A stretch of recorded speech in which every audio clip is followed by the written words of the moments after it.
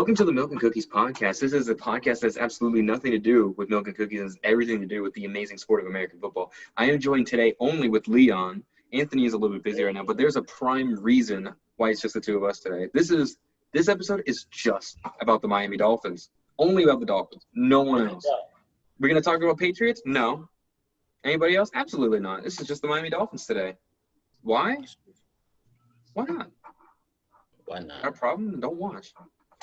All right, we're going to go right into the first thing. So this is probably just brand spanking news. As of today, one of the major free agents is Aaron Jones, coming out of Green Bay, not looking to be re-signed, is going to hit free agency. His preferred deal is 4 years, $46 million, which is unheard of for a running back, especially for a guy like him. No offense, he's a great guy, but not for that much. So, Leon, come on, bash this guy for me. What do you feel? We're not this dude. I hope we don't get him. I hope to God. He wasn't even, to me, the best running back for the Green Bay Packers last year. Jamal Williams took the team. Really. He was hurt all the time. We shouldn't spend our money on a guy like him. We have a good running back core, Myles Gaskin, Ahmad, and also Breida. Is he still on contract? No, he's going to be a free agent. I don't think he's going to get re-signed by the Dolphins. Coming back. But we can draft somebody for cheaper. You know Exactly. This draft alone has plenty of decent running back prospects. You got Etienne from Clemson. You got Harris. You got Williams. And, I mean, honestly, running backs to me are a dime a dozen. You can draft one in the 7th round, and he'll probably try and look at Gaskins. Gaskins was a 7th-round pick, and he's the starter. He may not be like a super great starter, but he's still a good fill. Plus, paying running backs is just not worth it. I mean, you're looking to give a guy $10 million on about $10 million, $11 million a year for 4 years just to run the ball? No. I'd give the ball to Gaskins, give him to Ackman and Gaskins, and let it run for that to see what happens. All right, so there. That was easy. Next thing, Deshaun Watson to Miami. This is probably the most controversial topic, if not the second one that we're going to discuss. How do we feel? He's not coming to Miami. I mean, I was a fan of it, but we don't have the money for it, and we're not going to just give away Tua like that. So we drafted him for a reason at number 1, and we're going to stick with him for now. What do you think? I mean, honestly, Watson is definitely a great quarterback. He's arguably a top 5. If not, he's already there. Any team that he goes on is instantly going to get a boost. But do I see Miami giving away $35 million for 4 years for him? Absolutely not. Miami isn't a team that we're one quarterback away from the Super Bowl. I mean, no, I say maybe a couple wide receivers and just a little bit of linebacker depth, and that's all that we need. Deshaun Watson, I know his preferred landing spot is Miami, but I personally do not want him to come to Miami. I say Tua's our guy. Tua, he's the guy. I don't want to give it to Watson. Watson can go somewhere else. He can have a fantastic season with another team, but for Miami, it's just not my – I don't know. It's just not my thing. So I agree. Watson is not coming to Miami. No, absolutely not. Or at least, I don't know. I just don't see it. I just hope that somebody else picks him up instead. I'm not looking to trade away the 3rd, the 18th to probably somebody else, and then next year's first-round pick just for one guy. This isn't – I mean, it's going to be a blockbuster trade regardless of who he gets traded to, but in terms of him going to Miami, I do not see that happening in one bit. He's asking for way too much. Yeah. So now that we are on quarterbacks, Tua Tagovailoa, probably the most loved and most hated rookie quarterback in the last season's draft. There's two types of Tua people. You either love him and you think he's going to be a Hall of Famer, or you hate him and he's going to be a bust. But here's the real question. Is he the guy for Miami? Oh, man, is he the guy? Some games he made me mad. Some games he made me happy.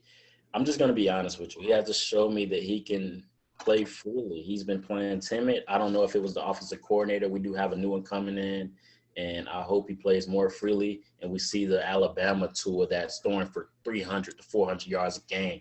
I hope that happens, Alex. I'm telling you, I hope it happens. But I don't know, man. I was sad watching this season, to be honest with you. I mean, there were definitely sparks that proved to me that he's the guy. I mean, I think the Kansas City game was probably one of his better games. He managed to throw for about 300 yards, a couple touchdowns, and kept the game very, very close, despite not doing a whole bunch the second or third quarter. There were games that he had to be taken out. The Broncos game, which was a dumpster fire, and it's a disappointment of a game. We should have won that game, and we would have been in the playoffs. And then the Raiders game, which is probably one of the most spectacular endings that we Dolphins fans have experienced since the Miami Miracle of 2018, which is still, that just gives me chills still thinking about that game. But in terms of this, I mean, Tua starting from start to finish, 6-2. He has about more passing yards than other rookie quarterbacks. I think he has more than Darnold. He had a better rookie passer rating than Darnold, than Mayfield, than Allen. So already alone, and his touchdown pick interception was, I mean, I think it was better than 2, which is unheard of for a rookie quarterback. Usually they're under. They're usually more interceptions than touchdowns. 2 through, I think, 11 touchdowns with like maybe 2, 3, 4 picks. That's still an insane touchdown-interception ratio. I say this, look, we gave our future quarterback, I'll say, I think he's the future. I will disagree with anybody that thinks that he doesn't. We gave him Devontae Parker, Mike Gesicki, and that was it. Allen Robinson opted out. Allen Hurns opted out. Jakeem Grant can't catch a ball farther than 20 yards. Albert Wilson opted out. Yeah, exactly. Gesicki was pretty consistent except for the couple games that he was out. Our tight end room really showed up with Shaheen and Durham Smythe. Gaskins really proved himself a lot. But, I mean, this is my thing.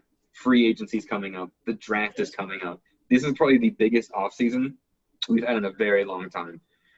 2 first-round picks, less than last year, but the number 3 overall pick that wasn't even our own. That's amazing. That's just a beautiful front office right there. So I say do this. Give him weapons. Give him a veteran wide receiver. Help him out a little bit on the line. I think the line is maybe 1 to 2 players away from being substantial like the Colts line. And I say, honestly, the Dolphins, to me, if we play the offseason and the draft right, that's a deep playoff run. Not even just getting there, but that's like, I mean, because what is it? Next year will be 17 games instead of the 16 because they'll add it. So I say 12-5. I think that'll be fantastic. So now here's the thing. I mean, the draft is 2 months away. Yeah. The offseason will officially start in less than a month. What are the big names that Miami should sign? I mean, we're 8th in cap with about $29 million. So $29 million is a lot to play around with. So what are the big names we should be looking for?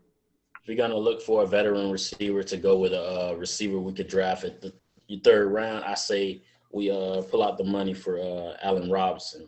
That'd be big. Here's another thing. I mean, you know that the Bucs is Chris Godwin is technically a free agent, even though he most likely will be franchise tagged.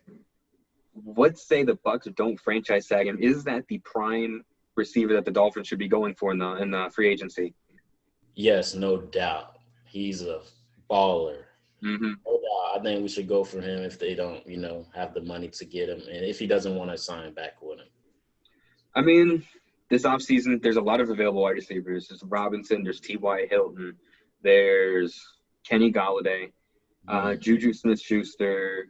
I mean, those are at least the big name guys. I know the Browns are shopping around Odell a lot. I know they're trying to get him out, supposedly. I mean, and then there's the draft. I mean, we hold the number 3rd overall pick right now.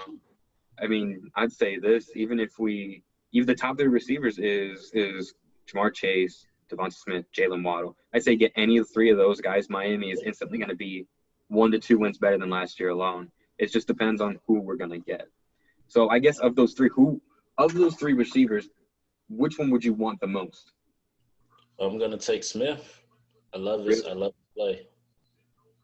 Don't get me wrong, Chase and Waddle, they're freaks of nature, but Smith is going to give his all every game. Even though he's small, yeah, he looks injury-prone, but I haven't seen him get injured yet. But I know coming into the NFL, there's going to be some big hits to take on. So hopefully he's ready, but I would love to see him in a Miami Dolphin uniform. I mean, that would certainly be beautiful, especially the chemistry that they already have with Tua and Smith and maybe Harris, depending on where he falls in the draft. I think that would be a deadly trio. The one thing that concerns me about Smith the most is his size. I Yes. mean, height wise, that's not awful. He's about 6 feet. That's typically on average, about average, a little under average. That doesn't surprise me. It's his 175-pound frame. That's to me, that just seems like somebody that can be thrown around. You put up a guy like a strong safety, Tyrann Mathieu, Jamal Chase, and it's just a one-on-one, and he goes for the knees are gonna like go in, and he's gonna be gone.